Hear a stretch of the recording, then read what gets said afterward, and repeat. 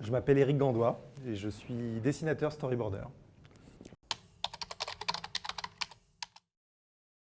Alors j'ai fait des études d'art appliqué, un BTS de design esthétique industrielle à Olivier de Serres et des études en cinéma d'animation au Gobelin.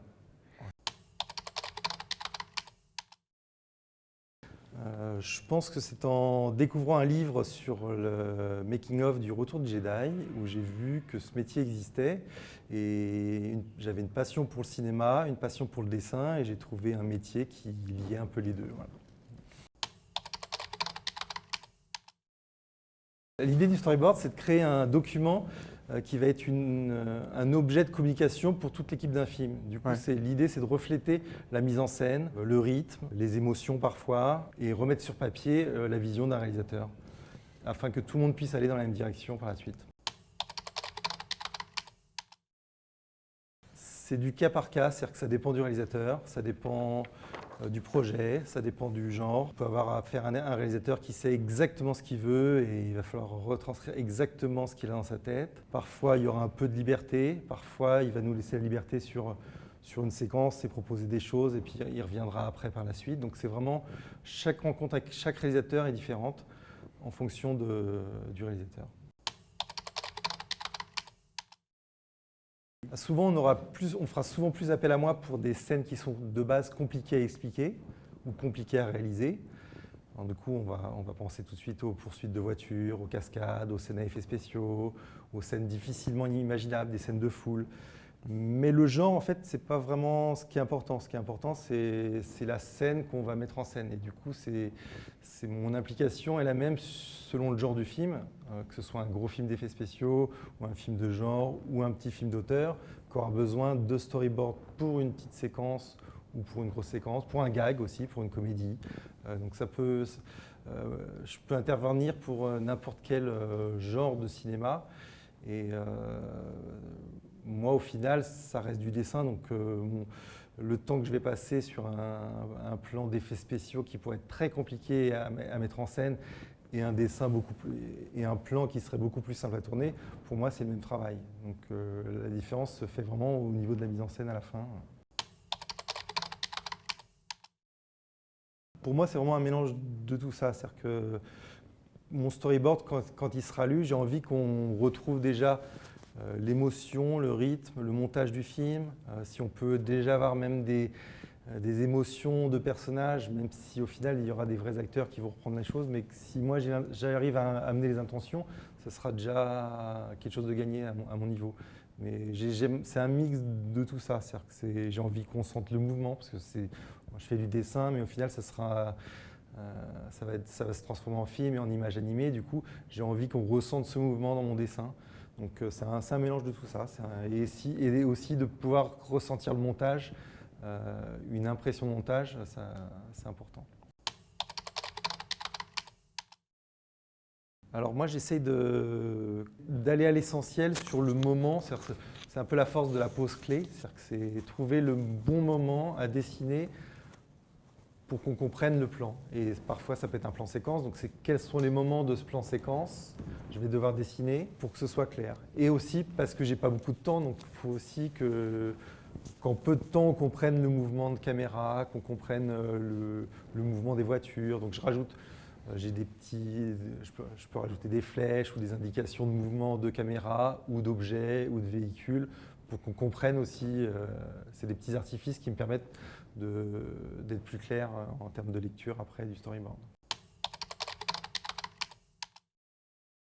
L'idée, c'est de proposer la mise en scène de ce plan-là. Du coup, c'est d'amener le lecteur du storyboard sur le mouvement. Le mouvement et de comprendre, lui, il va se dire, ah ben ça, il faut que la caméra, faut que elle soit accrochée à la voiture, ou qu'il comprenne tout de suite les problèmes techniques que ça va engendrer de réaliser ce plan-là et comment on va le faire par la suite.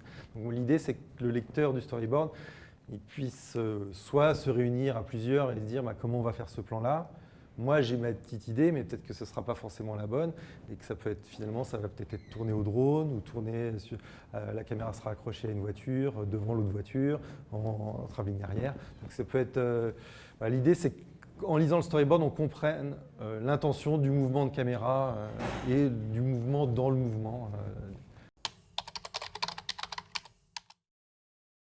Non, j'ai rarement des séquenciers, mais c'est les discussions avec les réalisateurs qui se transforment en séquencier. Et du coup, mon travail peut remplacer le séquencier, puisqu'il devient un élément qui est encore plus lisible qu'un séquencier. Mais moi, c'est vraiment… Alors, en live, ça va être avec un réalisateur, et c'est ces discussions-là qui va remplacer le séquencier.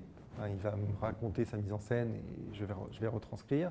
En animation, on va pouvoir avoir du script et là, on va attaquer direct et proposer des choses. Donc ça peut arriver aussi en mise en scène classique, en prise de réel, de proposer aussi des choses et après, le réalisateur revient dessus. Donc ça peut être des mix, c'est jamais exactement la même chose.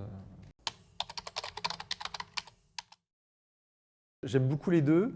Pour moi, je ne fais pas de différence. Le travail change sur de l'animation, donc on va être plus précis, on va faire plus de poses clés. On est déjà dans de l'animation aussi traditionnelle, puisqu'on va faire…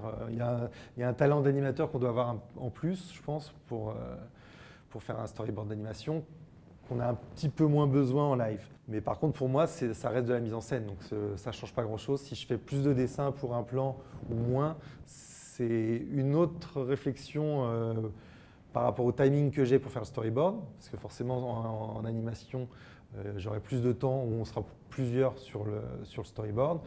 Mais en live, ça va être en fonction du temps que j'ai pour faire la séquence et du coup aller à l'essentiel. Donc c'est pas le…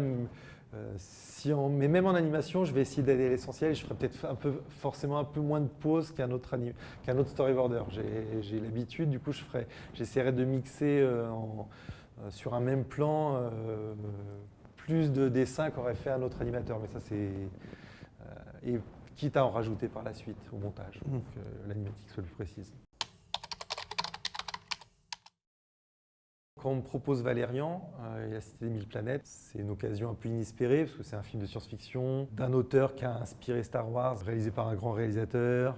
Il s'avère aussi que les effets spéciaux sont faits par Weta, ILM qui a fait Star Wars, qui m'a donné envie de faire du storyboard. Donc il y avait un peu tout qui s'imbriquait, qui fait que c'était un moment important pour moi de travailler sur ce film-là, surtout que j'étais tout seul sur ce projet en tant que storyboarder. Du coup, ce qui est assez rare, normalement sur un film américain, on aurait été plusieurs. Et du coup, c'était une grosse expérience que j'ai suivie du storyboard jusqu'au tournage où j'ai essayé d'aller le plus souvent possible sur le plateau pour faire des photos de plateau. Et j'ai suivi le film jusqu'au Comic-Con, jusqu'à Hollywood. Donc voilà, c'est le film j'ai un peu coché toutes les envies de cinéma, de rêve en faisant ce film. Voilà. Le premier truc, c'est de dessiner tout le temps. Il faut avoir envie de dessiner parce qu'on va faire que ça. Il faut aimer le cinéma, plus que tout, parce qu'on va faire du cinéma. Il faut avoir envie, il faut faire des storyboards des courts-métrages d'amis ou des choses comme ça. Il ne faut pas hésiter aussi à faire des choses.